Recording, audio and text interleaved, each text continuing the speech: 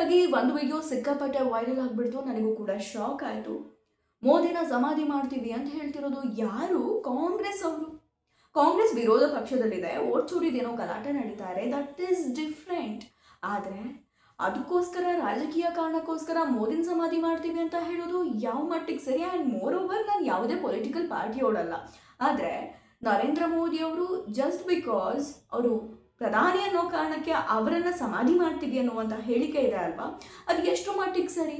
ಪ್ರಧಾನಮಂತ್ರಿ ಸ್ಥಾನ ಅನ್ನೋದು ಒಂದು ಸಾಂವಿಧಾನಿಕ ಹುದ್ದೆಯಲ್ಲಿ ಇರುವಂಥವ್ರನ್ನ ನಾವು ಸಮಾಧಿ ಮಾಡಿಬಿಡ್ತೀವಿ ಅನ್ನೋವಂಥದ್ದು ದೇಶದ ಒಳಗೆ ಇರುವಂತಹ ಒಂದು ವಿರೋಧ ಪಕ್ಷದವರು.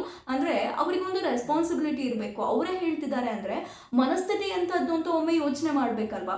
ಇದನ್ನು ಯಾರೋ ಟೆರರಿಸ್ಟು ಮತ್ತೊಬ್ಬರು ಹೇಳ್ತಿದ್ರೆ ಹೋಗಲಿ, ಅವ್ರ ಮನಸ್ಥಿತಿನೇ ಹಾಗೆ ಅಂತ ಬಿಡ್ಬೋದಿತ್ತು. ಆದರೆ ದೇಶದ ಒಳಗೆ ಇರುವಂಥವ್ರು ಈ ರೀತಿ ಹೇಳಿಕೆಯನ್ನು ಕೊಡೋದು ಎಷ್ಟು ಮಟ್ಟಿಗೆ ಸರಿ? ಆ್ಯಂಡ್ ಮೋರ್ ಓವರ್, ಕಾಂಗ್ರೆಸ್ ಪಕ್ಷಕ್ಕೆ ಅದರದ್ದೇ ಆದ ಇತಿಹಾಸ ಇದೆ. ಅದೇ ಪಕ್ಷದ ನಾಯಕಿ ಇಂದಿರಾ ಗಾಂಧಿಯವರು ಪ್ರಧಾನಿಯಾಗಿದ್ದಾಗ ಇದೇ ಒಂದು ರಾಜಕೀಯ ಕಾರಣಕ್ಕೆ ಮತ್ತೊಂದು ವೈರತ್ವಕ್ಕೂ ಸಾವಿಗೀಡಾದರು. ಹಠಾತ್ ನಿಧನ ಬರೆದು, ಅಂದರೆ ದೇಶ ಬಗ್ಗೆ ಎಂಥ ಪರಿಸ್ಥಿತಿಯನ್ನು ಎದುರಿಸ್ತಾ. ಆ್ಯಂಡ್ ಮೋರ್ ಓವರ್, ಹಾಗೆ ಲಾಲ್ ಬಹದ್ದೂರ್ ಶಾಸ್ತ್ರೀಜಿಯವರ ಕತೆ ಏನಾಯಿತು, ರಾಜೀವ್ ಗಾಂಧಿಯವರ ಕತೆ ಎಲ್ಲವನ್ನ ಕೂಡ ಕಂಡಂತಹ ಕಾಂಗ್ರೆಸ್ ಪಕ್ಷದವರು ಈ ರೀತಿಯಾದ ಹೇಳಿಕೆಯನ್ನು ಕೊಡ್ತಾರೆ ಅಂದರೆ ಅದು ಅವರ ಮನಸ್ಥಿತಿಯನ್ನು ತೋರಿಸುತ್ತೆ. ಆ್ಯಂಡ್ ಇದಕ್ಕೆ ರಾಹುಲ್ ಗಾಂಧಿಯವರು ಯಾವ ರೀತಿಯಾದ ಉತ್ತರವನ್ನು ಕೊಡ್ತಾರೆ, ಸೋನಿಯಾ ಗಾಂಧಿಯವರು ಯಾವ ರೀತಿಯಾದ ಉತ್ತರವನ್ನು ಕೊಡ್ತಾರೆ ಅನ್ನುವಂಥದ್ದು ದೇಶದ ಜನ ಕಾದು ನೋಡಬೇಕಾಗುತ್ತೆ.